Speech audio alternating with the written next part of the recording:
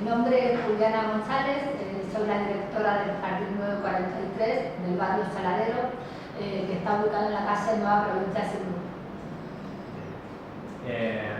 ¿Sos del barrio? No, vivo enfrente a Patagonia. Me gustaría que me cuentes, si te recordás, la noche previa al evento del 7 de marzo. La noche previa era una noche normal, digamos, nadie preveía lo que iba a pasar, si sabemos que iba a llover, pero nunca pensamos que fuera tanto. La única novedad que teníamos era que el día siguiente no iba a haber clases, porque había una alerta naranja. Entonces, bueno, se suspendían por primera vez después de haber empezado las clases, empezamos el 5 de marzo, que era un miércoles, se suspendían en todos los niveles educativos las clases a Campana Blanca. Y desde Educación nos habían mandado un mail, las inspectoras, un mensaje de que, bueno, avisáramos a las familias de que el 7 no iba a haber clases en María Blanca. ¿Te recordás qué pensaste cuando empezó a llover? No sabíamos qué podía pasar, porque nunca había pasado que se suspendieran las clases un día anterior por una alerta. O sea, siempre veíamos la alerta como algo que pasaba, acá viento, lluvia, pero nunca nos imaginamos semejante catástrofe, ¿no? ¿Y qué empezó a pasar cerca del lugar donde vivías? ¿Cómo? ¿Qué pasó mientras empezó a llover en el lugar donde vivías? El día siguiente, bueno, cuando nos levantamos, en mi barrio particularmente no había pasado nada. Yo vivo en San Ignacio, así que allá no podíamos ni imaginar lo que pasaba. Yo trabajo en otro jardín, trabajo en Villa Mitre, soy directora en otro jardín, y directamente no podíamos ni pasar para allá. O sea, ahí nos empezamos a dar cuenta que era grave. No teníamos luz, no teníamos comunicación, no teníamos forma de saber cómo estaban acá tampoco en el barrio, porque bueno, mucha de la gente que trabaja acá en el jardín vive en el barrio.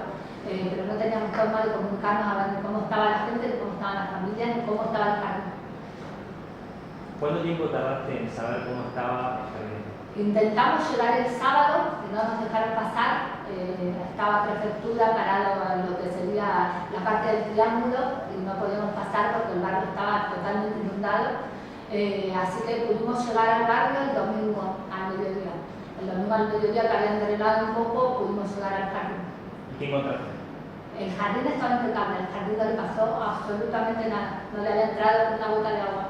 El barrio estaba detonadísimo, o sea, las familias estaban todas inundadas, estaban todas en otro lugar, o sea, habían tenido que ser evacuadas, así que estaban en casas de familiares o estaban en centros complementarios, en clubes, pero no en su casa, no había ninguna familia en su casa, pero el jardín estaba totalmente seco, no había nada.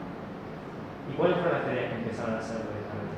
Nosotros empezamos primero a tratar de comunicarnos con las familias a través de los grupos de WhatsApp dentro de lo que se podía y nosotros tenemos acá un depósito que nosotros nos dona la cooperativa, nos dona Luz y Fuerza, tenemos muchísima ayuda de muchas instituciones, empezamos a hacer centro de atención. O sea, incluso nos comunicamos con directoras de Villa Serra, directora de Guay, que está detonadísimo también, y empezamos a hacer centro de recibir donaciones y empezar a donar. Conseguimos un jeep, que era del yerno de una de las porteras, y empezamos a atender a las familias que no podían llegar hasta acá.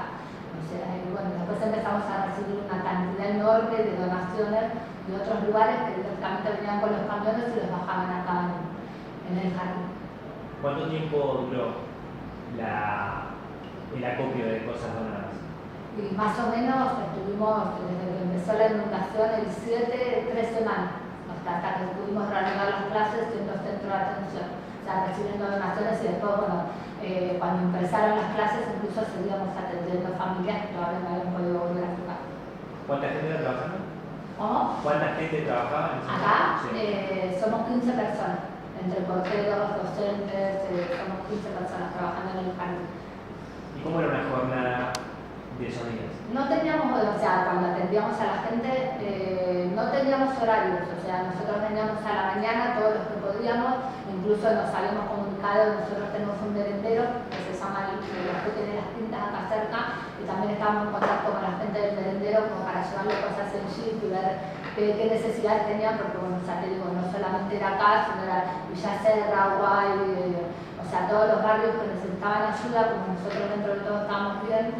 empezamos a atender esos barrios también. Pero bueno, empezamos por ahí a las 8 de la mañana y terminamos a las 5 de la tarde. No pasaba el tiempo tampoco. ¿Cómo fue manejar tu tiempo personal con el profesional dentro del marco de la educación?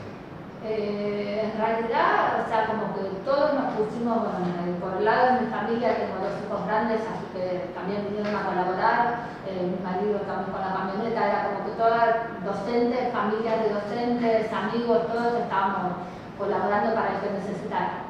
Y bueno, en este caso estábamos justo acá en el barrio, entonces el que necesitaba, y bueno, ya te digo, por ahí el yerno de la portera tenía el jeep, pero puso el jeep a disposición para lo que necesitábamos. O sea, como que no teníamos tiempo personal, sino que estábamos todos abocados a lo que estaba pasando. ¿El jardín que trabajás también en Villa Mitre sufrió inundación? Sí, detonado. El jardín de Villa Mitre se inundó terriblemente. ¿Y cómo fue coordinar tareas en 2 jardines diferentes?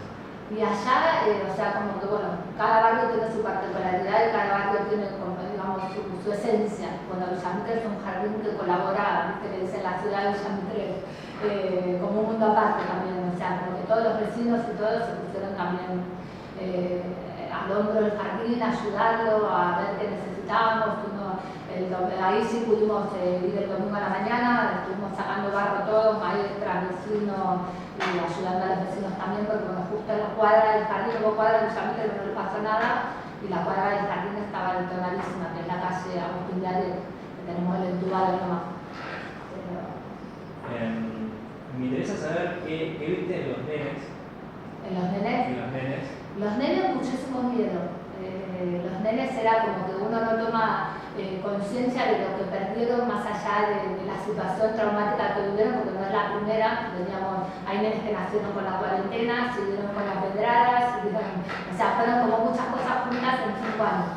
Y bueno, si para la cabeza de un adulto es inimaginable, para la de un nene que ve que de pronto su casa se está llenando de agua, se está cayendo el techo, tiene que irse de su casa. Y lo que más nos llamó la atención, que nos dolía tanto de la gente grande, que fueron como 2 polos opuestos, la gente grande y los niños perdían sus juguetes, con las cosas que eran valiosas para ellos. Uno no toma la dimensión del muñeco con el que duermen, o la cama, que no va a ser más mi cama, o mi casa, que no va a ser más mi casa. Como que el sentido de pertenencia a un lugar que conocían no iba a estar más y no sabían si iban a poder volver.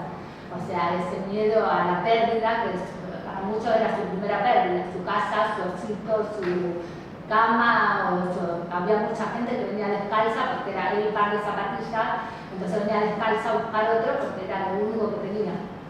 Y bueno, la gente grande también nos pasó de ir a ayudar a familiares de las maestras y tener que tirar recuerdos, porque ahora nosotros tenemos todo en un celular, pero ellos eran fotos que no las van a recuperar nunca.